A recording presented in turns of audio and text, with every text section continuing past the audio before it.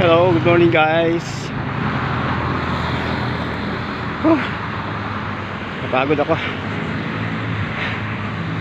Malayo na kaya ako. Ito guys, nandito tayo ngayon sa sakop na ng Taguig. Galing po tayo ng Taytay. Dito po tayo nag-jogging kasi maganda yung lugar dito, malinis. Ayan guys, may mga nagwawalis.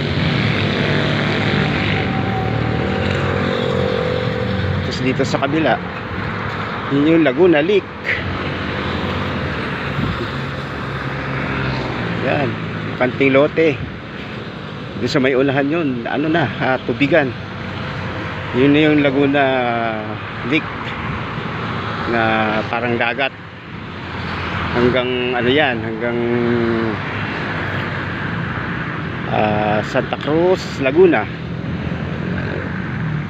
Yung dito sa may kabila, yung bandang Alabang, Sukat. So guys, dito tayo halos araw-araw nag-jogging. Ayun, daming tao.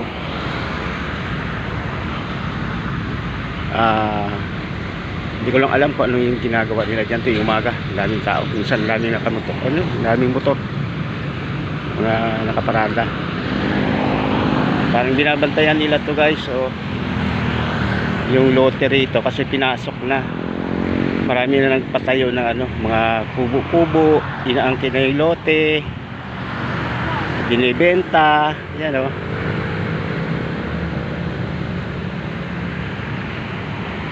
Minsan nagtanong ako dito, sabi kung binibenta yung lote rito, sabi niya dinidemolish na nga, tinatanggal na, kaya yan maraming bantay. Dito sa kabila, Taguig na, maraming bahay. Itong highway papunta ng ano, Bagong Diwa, ikutan hanggang SM Bikutan.